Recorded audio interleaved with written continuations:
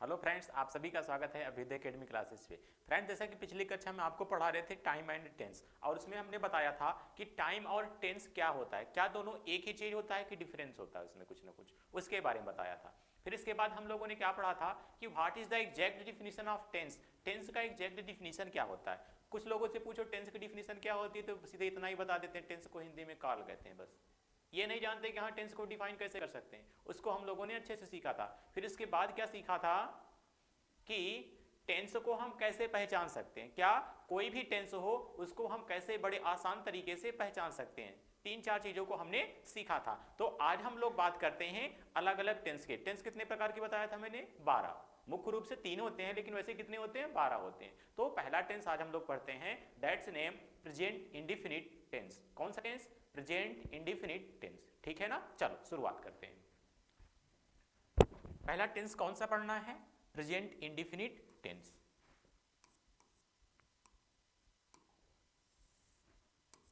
Present indefinite, present indefinite tense, present indefinite tense. अच्छा, ये बताओ बाबू कि प्रेजेंट इंडिफिनिट टेंस की पहचान क्या होती है? सभी लोग को पता होगा ना पहचान। पहचान तो मैंने बता दिया है, पहचान कैसे निकालते हैं सभी को पता है ना। चलो लिख देते हैं। अच्छा, लिखा कैसे जाता है ये भी सीख लो। किसी भी टेंस की पहचान कैसे होती है वो तो पता है ना, लेकिन लिखेंगे कैसे? मान लो कह दिया जाए कि हाँ प्रेजेंट इंडिफिनिट टेंस की पहचान लिखो, तो कैसे लिखेंगे? क्या लिखेंगे? हिंदी वाक्य के, हिंदी वाक्य के क्रिया के अंत में। किसके अंत में बाबू? क्रिया के अंत में। क्रिया के अंत में, क्रिया के अंत में, अंत में ता है, क्या? ता है, ती है, ता है, ती है, ते हैं, ते हैं, ताहूं इत्यादि शब्द आते हैं। ताहूं इत्यादि, इत्यादि शब्द आते हैं। अर्थात जब कोई वाक्य इस प्रकार से लिखा हो कि उसका जो लास्ट, उसका जो लास्ट लेटर हो क्या हो? ता है हो जाए, या ती है, या ते है। ठीक है ना? तब वो कौन सा टेंस कहलाएगा? Present indefinite tense. कौन सा टेंस कहलाएगा? Present indefinite tense. ठीक है ना? पिछली कक्षा में हम लोग ये भी बताए थे, एक बार मैंने क्या हुआ था ना कि आपको सेंटेंस भी पढ़ाया ना। सेंटेंस में क्या बताया था? कितने प्रकार के? 5 प्रकार के। तो जब हम टेंस पढ़ते हैं, जब टेंस पढ़ते हैं तो टेंस को सेंटेंस के अकॉर्डिंग पढ़ेंगे। किसके अकॉर्डिंग? सेंटेंस के अकॉर्डिंग। या ऐसे ही समझो कि टेंस को किसमें पढ़ेंगे? सेंटेंस में। टेंस में पढ़ते क्या भाई? सेंटेंस ही तो पढ़ते हैं ना। क्या सेंटेंस का अनुवाद कैसे करेंगे? कौन कौन सेंटेंस पढ़ते हैं? अफर्मेटिव पढ़ते हैं, निगेटिव पढ़ते हैं और इंट्रोगेटिव पढ़ते हैं। Affirmative, negative and interrogative. तो हम सबसे पहले बात किसका करेंगे? अफर्मेटिव का। अफर्मेटिव का और दूसरा नाम क्या होता है भाई? सभी को पता होगा ना। दूसरा नाम सिंपल सेंटेंस कहते हैं। कौन सा सेंटेंस? Simple sentence. अच्छा भाई, सिंपल सेंटेंस को हिंदी में क्या कहा जाता है? सिंपल सेंटेंस को हिंदी में क्या कहा जाता है? क्या कहा जाता है भाई? साधारण वाक। साधारण वाक। कैसा वाक? साधारण वाक।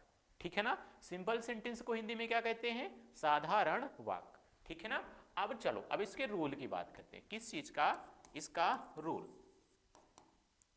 रूल में हम क्या लिख सकते हैं भाई? क्या कि अगर हमारा कर्ता, कर्ता ही हो जाएगा, सी हो जाएगा, इट हो जाए। क्या हो जाए?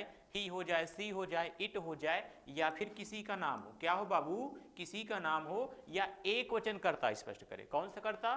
एक वचन कर्ता हो तो उसके साथ में हम वर्ब लिखते हैं। क्या लिखते हैं? वर्ब लिखते हैं। लेकिन वर्ब में क्या लगाते हैं? एस या ई एस लगाते हैं। क्या लगाते हैं बाबू? एस या ई एस। कब लगाते हैं? जब हमारा कर्ता एक वचन हो, या फिर ही हो जाए, सी हो जाए, इट हो जाए, या फिर किसी का क्या हो? नाम हो। तब हम क्या लगाएंगे? वर्ब के फर्स्ट फॉर्म में एस या ई एस लगाएंगे। ठीक है ना? चलो, अब दूसरा नियम देखते हैं। दूसरे नियम में क्या कहा जाता है भाई? आई हो जाए कर्ता, वी हो जाए, यूं हो जाए, या फिर क्या हो जाए भाई? दे हो जाए, या फिर दो नाम आ जाए। कितने नाम आ जाए बाबू? दो नाम आ जाए। तब उसके सेंस में हम क्या करते हैं? वर्ब का फर्स्ट फॉर्म अकेले लिखते हैं। क्या लिखते हैं? वर्ब का फर्स्ट फॉर्म। कब लिखते हैं? जब हमारा कर्ता आई हो जाए, वी, यूं, दे, या फिर दो नाम आ जाए, या फिर इसको हम अगर ऐसे कर्ता के अकॉर्डिंग डिफाइन करें तो क्या? बहुवचन कर्ता। कर्ता कैसा होना चाहिए? बहुवचन। बहुवचन कर्ता किसे कहते हैं? अगर एक से अधिक कर्ता हो तो बहुवचन। जैसे कह दिया जाए दो नाम आ गए, राम और श्याम, या दो कर्ता आ गए, कौन कौन से, आई आ गया और वी आ गया, ठीक है ना, आई आ गया और यू आ गया, ही आ गया और आई आ गया, ही आ गया और दे आ गया। अगर ऐसे कर्ता आ जाए अर्थात दो कर्ता आएंगे तो क्या कहलाएगा, वो बहुवचन कर्ता कहलाएगा। और उसके सेंस में हम क्या करेंगे, केवल और केवल वर्ब का फर्स्ट फॉर्म अकेले लिखेंगे। क्या लिखेंगे, वर्ब का फर्स्ट फॉर्म अकेले लिखेंगे। कब लिखेंगे, जब हमारा कर्ता क्या हो, आई हो, वी हो, यू हो, दे हो, या फिर एक बहुवचन हो, या फिर क्या हो, बहुवचन। एक वचन किसके साथ में, एक वचन के साथ में क्या होगा, वर्ब फर्स्ट यस या ईएस लगेगा। इतनी बात समझ में आई। चलो अब हम क्या करते हैं कि अगर कोई भी सेंटेंस का अनुवाद करना हो, किसी भी सेंटेंस का अनुवाद करना हो, तो हम अनुवाद किसके अकॉर्डिंग करते हैं, उसके स्ट्रक्चर के अकॉर्डिंग, उस टेंस के स्ट्रक्चर के अकॉर्डिंग। हाँ, जैसा स्ट्रक्चर में बताया जाएगा कि हाँ ये पहले लिखना है, फिर इसके बाद ये लिखना है, फिर इसके बाद ये लिखना है, वैसे ही हम क्या करते हैं, सेंटेंस का अनुवाद करते हैं, ठीक है ना। चलो स्ट्रक्चर लिखते हैं। सबसे पहले क्या लिखा जाता है भाई, सब्जेक्ट। क्या लिखा जाएगा, सब्जेक्ट। हिंदी में क्या कहते हैं भाई, कर्ता कहते हैं। क्या कहते हैं, कर्ता। फिर उसके बाद वर्ब लगाएंगे। वर्ब का फर्स्ट फॉर्म में यस या ईएस, अगर लगेगा तो लगाएंगे, नहीं लगेगा तो नहीं लगाएंगे। इसको क्या कहते हैं भाई हिंदी में, इसको कहते हैं मुख्य क्रिया। कौन सी क्रिया बाबू, मुख्य क्रिया। फिर उसके बाद क्या लिखा जाता है, ऑब्जेक्ट लिखा जाता है। क्या लिखा जाता है, ऑब्जेक्ट। ऑब्जेक्ट को क्या कहते हैं हिंदी में भाई, कर्म कहते हैं। क्या कहते हैं, कर्म। फिर लास्ट में जो कुछ बचा रहता है इटिसेट्रा, अर्थात क्या लिखा जाएगा, इसको अन्य लिख सकते हैं। क्या, अन्य या इत्यादि, ठीक है ना। तो क्या होता है कि अगर कोई भी सेंटेंस का अनुवाद करना हो तो क्या लिखेंगे, पहले सब्जेक्ट को लिखेंगे, फिर इसके बाद वर्ब लिखेंगे, फिर इसके बाद ऑब्जेक्ट लिखेंगे।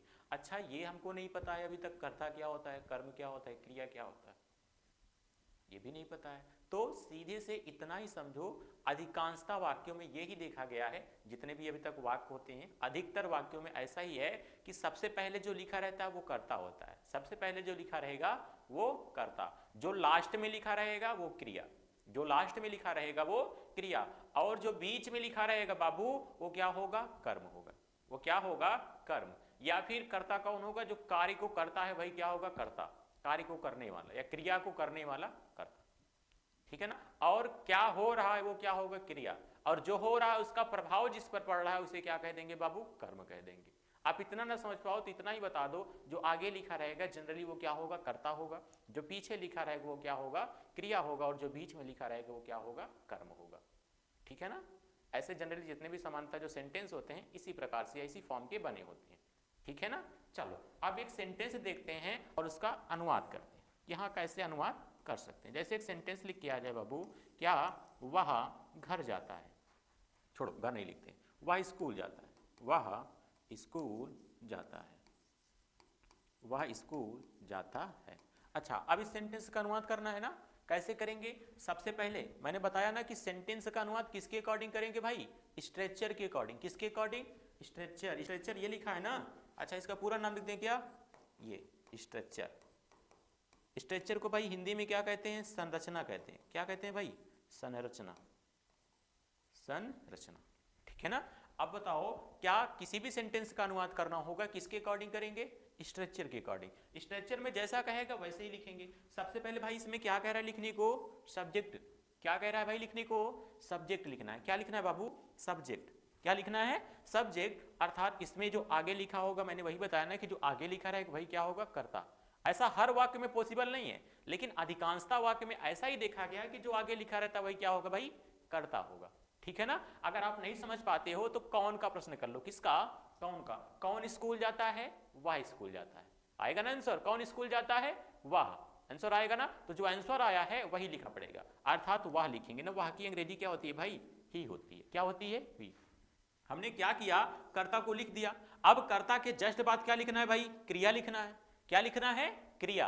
अच्छा क्रिया कहां पे होती है भाई, पीछे होती है। कहां होती है, पीछे, लास्ट में लिखा है। यहां पे देखो लास्ट में क्या आया है, ता है। पहचान तो हो गया कि टेंस कौन सा है, प्रेजेंट इंडेफिनिट। लेकिन ता है हटा करके क्या जोड़ दो भाई, ना जोड़ दो। क्या जोड़ दो, ना। जाना, मिला के पढ़ो क्या पढ़ा जाएगा, जाना। क्या पढ़ा जाएगा भाई, जाना। और जाना को अंग्रेजी में क्या कहते हैं, गो कहते हैं। क्या कहते हैं, गो।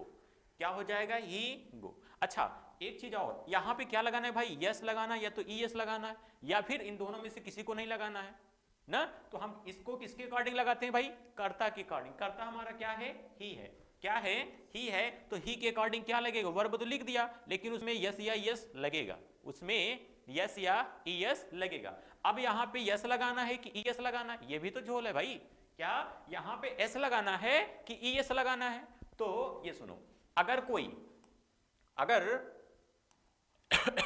कोई एक वचन करता हो, क्या एक वचन करता हो, और जो क्रिया है, क्रिया का last word, last letter, sorry, क्रिया का लास्ट लेटर क्या आ जाए, ओ आ जाए, सी एच आ जाए, एक्स आ जाए, एस एच आ जाए, या फिर डबल एस हो। क्या लिखा हो बाबू, ओ लिखा हो, सी एच लिखा हो, एक्स लिखा हो, एस एच लिखा हो, डबल एस लिखा हो, तब हम उसके सेंस में क्या करेंगे, अगर लास्ट लेटर ये सारे लेटर हैं तो इसके सेंस में अर्थात क्या लगाएंगे, ईएस लगाएंगे। क्या लगाएंगे बाबू, ईएस। अब इस सेंटेंस में लिखेंगे क्या भाई, यहां पे देखो लास्ट में क्या आया है, ओ आया है, लास्ट में क्या आया है, ओ आया है ना, इसमें तो है ना, तो क्या लगाएंगे, ईएस। क्या लगाएंगे भाई, ईएस।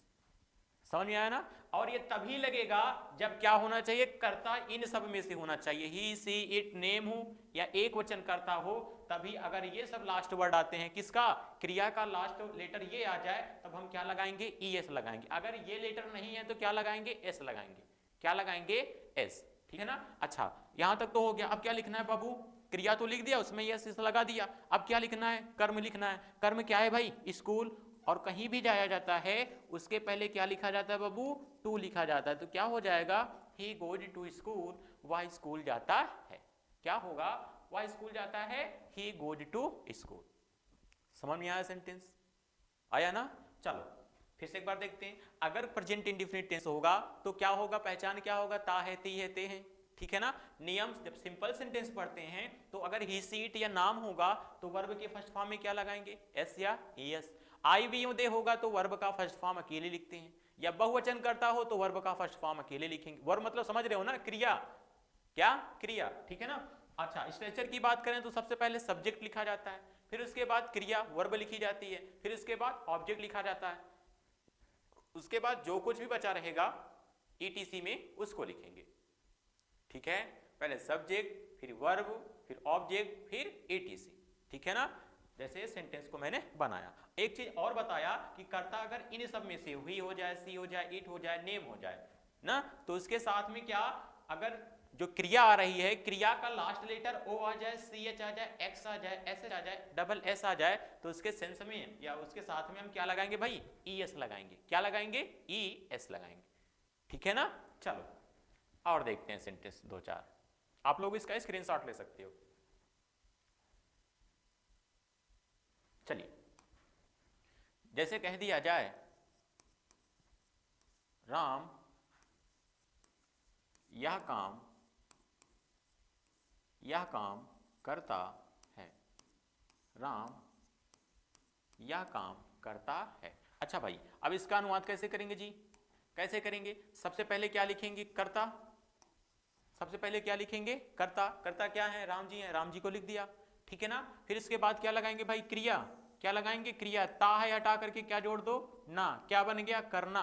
करना क्रिया है ना, और इसकी अंग्रेजी क्या होती है भाई, डू होती है। क्या, डू। डू हो गया। अच्छा, मैंने क्या बताया था कि अगर ही हो जाए, सी हो जाए, इट हो जाए, या फिर नाम आए, तो भाई ये नाम है ना, क्या है, नाम है, तो इसके साथ में क्या लगाएंगे, यस या ई एस। अच्छा, यस या यस कैसे लगाएंगे, लास्ट वर्ड क्या आ रहा है भाई, लास्ट लेटर क्या है, ओ है, तो क्या लगाएंगे, ई एस।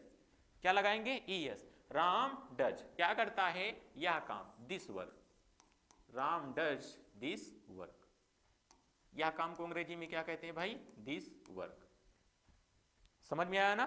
चलो और देखते हैं। जैसे कह दिया जाए,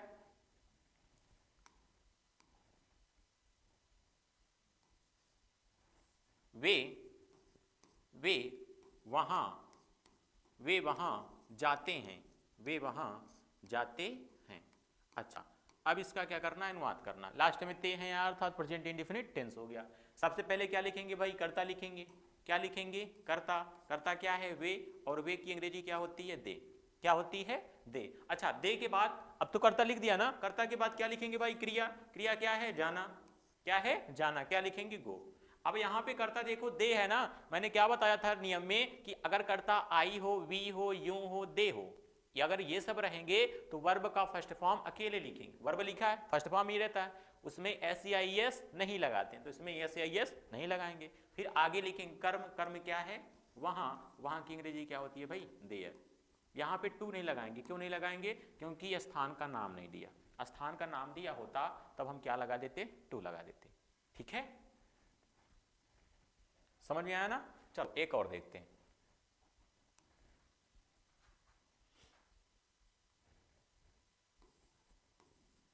वह उस तालाब में, वह उस तालाब में नहाता है।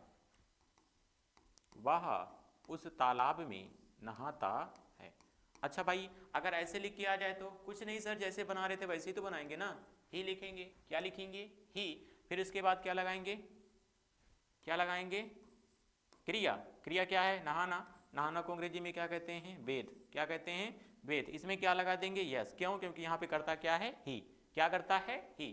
ठीक है ना? फिर इसके बाद क्या लिखेंगे? कर्म। क्या है? में की अंग्रेजी होती है इन, और उसकी अंग्रेजी क्या होती है भाई? दैट। क्या होती है? दैट। और पॉन्ड माने क्या होता है? तालाब। इन दैट पॉन्ड, उस तालाब में। ठीक है ना? क्या हो जाएगा? ही बेथ्स इन दैट पॉन्ड, वह उस तालाब में नहाता है। वह उस तालाब में नहाता है। ठीक है ना? अब सभी को तो समझ में आया ना कि सिंपल सेंटेंस का अगर कोई भी सेंटेंस आ जाए तो आप लोग कर सकते हो ना? कर सकते हो। चलो लिख सकते हो इसको आप लोग। अब आगे कौन सा सेंटेंस पढ़ेंगे भाई? Negative sentence. कौन सा sentence? Negative sentence. Negative sentence को हिंदी में क्या कहते हैं? नकारात्मक वाक्य। कैसा वाक्य? नकारात्मक वाक्य। चलिए अगला सेंटेंस पढ़ते हैं। That's name negative sentence. Negative sentence. Negative sentence को हिंदी में क्या कहते हैं भाई? अभी बताया ना। निगेटिव सेंटेंस को क्या कहते हैं? नकारात्मक वाक्य। नकारात्मक वाक्य। कैसा वाक्य भाई? नकारात्मक वाक्य। ठीक है ना? जिससे नकारने का बोध हो। क्या? कोई चीज नकारने का। हम ये नहीं करेंगे ना, हम हुआ ना जाब, ऐसे कहते हैं ना घर में, ऐसे ही कहते हैं ना लोकल लैंग्वेज में। अगर ऐसे कहा जाए अर्थात नकारा जा रहा है, तो नकारने वाला वाक्य क्या कहलाएगा? Negative sentence. कैसा सेंटेंस? Negative sentence. चलो अब इसके रूल की बात करते हैं। क्या रूल? करता तो भाई चेंज नहीं होता है ना। क्या लिखा गया? क्या लिखा जाएगा? करता ही सी इट नेम। अगर ये सब रहेगा तो हम क्या लगाएंगे भाई? डज नॉट लगाएंगे। क्या लगाएंगे? Does not. और अगर करता हमारा आई हो जाए, वी हो जाए, यूं हो जाए, आई हो जाए, वी हो जाए, यूं हो जाए, या फिर दे हो, या कितने नाम आ जाए भाई? दो नाम। कितने नाम भाई? दो नाम हो, टू नेम्स, तो इसके साथ में हम क्या लिखते हैं? डू नॉट लिखते हैं। क्या लिखते हैं भाई? Do not.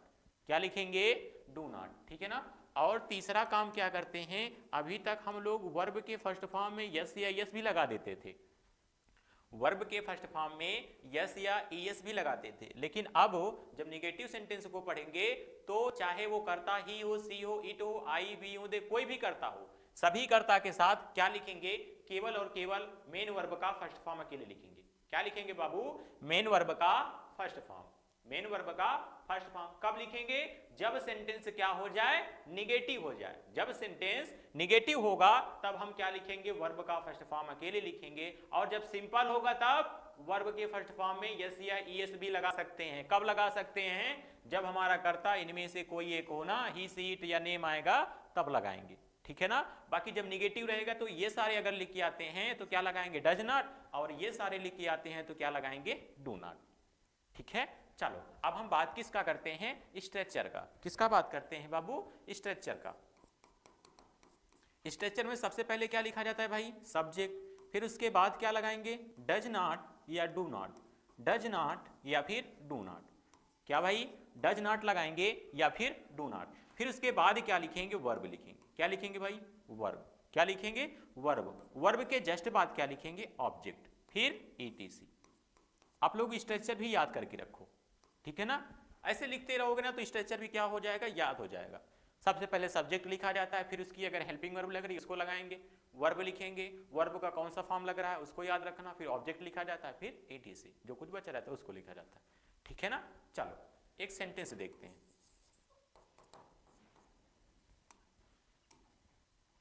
जैसे एक सेंटेंस लिख दिया जाए, राधा राधा उसे नहीं पीटती है, राधा उसे नहीं पीटती है। ये सेंटेंस है ना। कैसे करेंगे? सबसे पहले क्या लिखेंगे भाई? राधा। क्या लिखेंगे? राधा। क्या लिखेंगे? राधा। अब राधा के अकॉर्डिंग क्या लगाएंगे? डज नॉट या फिर डू नॉट। राधा नाम है ना, क्या लगेगा भाई? Does not. नाम रहेगा तो क्या लगना है? Does not. ठीक है ना, डज नॉट हो गया। फिर डज नॉट या डू नॉट में से कोई एक लगा लिए। फिर क्या लिखना है? वर्ब लिखना है। वर्ब क्या है? ती हटा करके क्या जोड़ दो भाई? ना जोड़ दो। क्या? ना। पीटना बन गया ना, पीटना। पीटना नहीं, पीटना लिखा है। क्या होगा? बीट। क्या होगा? बीट। और किसको पीटते हैं ऑब्जेक्ट में? उसे। उसे की अंग्रेजी क्या लिख सकते हो आप? हिम लिख सकते हो। क्या? हिम। या फिर हर भी लिख सकते हो। ठीक है ना। Radha does not beat him, Radha उसे नहीं पीटती है। समझ में आया सभी को? क्या करना है? ही सीट करता रहेगा तो डज नॉट लगाना है, या नाम रहेगा तब पर भी क्या लगाना है? Does not. आई भी दे रहेगा तो डू नॉट लगाना है, या फिर दो करता आ जाए तो क्या लगाएंगे भाई? डू नॉट लगाएंगे। ठीक है ना। चलो एक दो सेंटेंस और देखते हैं। आप लोग इसका स्क्रीनशॉट ले सकते हो,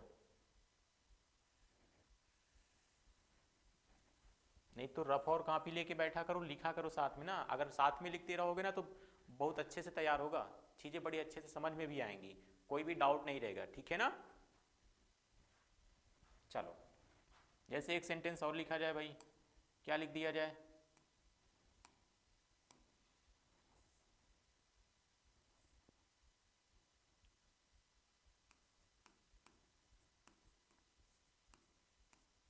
राजेश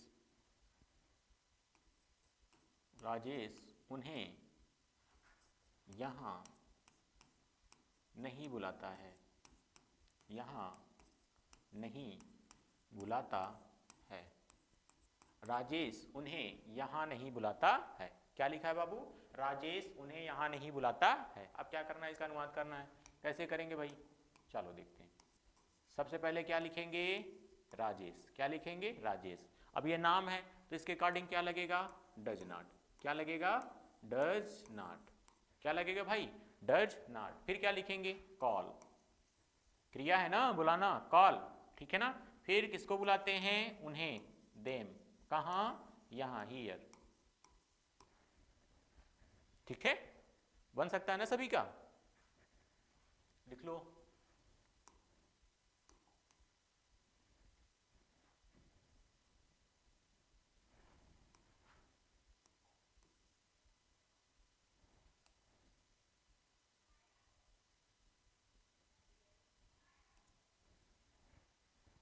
ठीक है ना।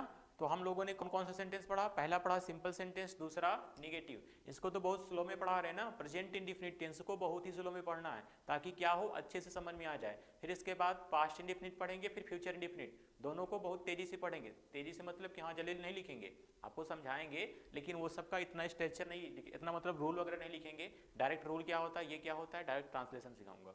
ठीक है ना। तो क्या प्रेजेंट इंडिफिनिट टेंस को अच्छे से पढ़ लेते हैं। क्या अगर एक टेंस आ गया, एक टेंस अच्छे से समझ में आ गया तो पूरे 12 टेंस आप क्या कर, जो बचा है 11 बचेगा ना, 11 टेंस को आप आसानी से सीख सकते हो। ठीक, तो क्या पहला टेंस खूब ही अच्छे से पढ़ना है। ठीक है। चलो ये तो हो गया नेगेटिव सेंटेंस। कैसा सेंटेंस? नेगेटिव। अब थर्ड किसकी बात करेंगे भाई? इंट्रोगेटिव सेंटेंस की। कौन सा sentence? Interrogative. Interrogative sentence. Interrogative sentence. अच्छा, इंट्रोगेटिव सेंटेंस को हिंदी में क्या कहते हैं? प्रश्नवाचक वाक्य। कैसा वाक्य भाई? प्रश्नवाचक, जिसमें प्रश्न किया जाता हो ना, प्रश्नवाचक वाक्य। कितने टाइप होते हैं? मैंने सेंटेंस में पढ़ा चुका हूं ना, मैं सेंटेंस में पढ़ाया हूं। बोलो कितने टाइप भाई? दो टाइप। पहले का नाम एस या नो टाइप। पहले का नाम यस या नो टाइप। अच्छा, दूसरे का क्या नाम है भाई? Answer type. दूसरे का नाम आंसर टाइप। दूसरे का क्या नाम है? Answer type. पहले का नाम यस या नो टाइप और दूसरे का नाम आंसर टाइप। सबसे पहला कौन पढ़ेंगे? यस या नो टाइप। कौन सा? यस या नो टाइप। यस या नो टाइप। अच्छा, यस या नो टाइप का अगर कोई सेंटेंस हिंदी में लिखा होगा, क्या यस या नो टाइप का कोई भी सेंटेंस हिंदी में लिखा होगा तो उस वाक्य की शुरुआत क्या वर्ड से होगी, किससे होगी, क्या वर्ड, ठीक है ना। चलो लिखते हैं, यदि हिंदी वाक्य की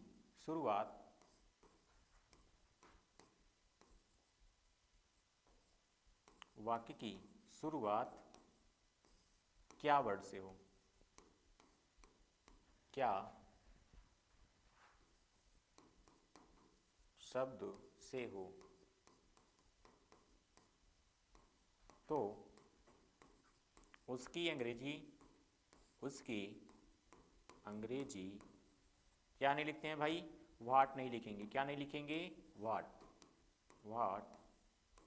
नहीं लिखते हैं।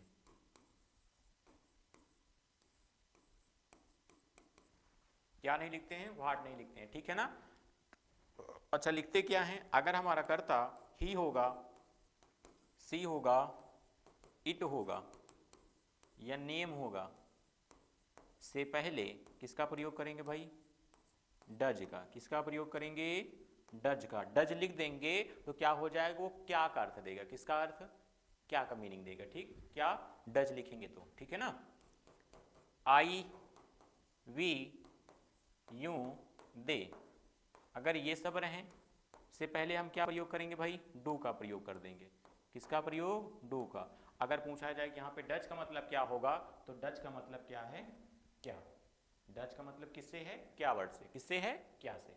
डू का मतलब किससे है, क्या से। कब, जब सब्जेक्ट के पहले क्या लगा दें, हेल्पिंग वर्ब, डच या डू लगाएंगे, ठीक है ना। चलो देखते हैं भाई कैसे, ऊपर का मिटा देते हैं।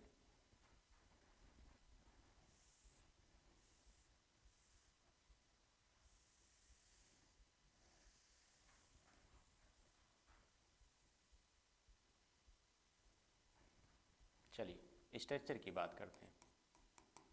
स्ट्रक्चर में क्या लिखा जाएगा भाई, सबसे पहले डज या डू लगेगा, क्या लगेगा, डज या डू। अच्छा, डज या डू लगाएंगे तो किसका अर्थ देगा, क्या का। किसका अर्थ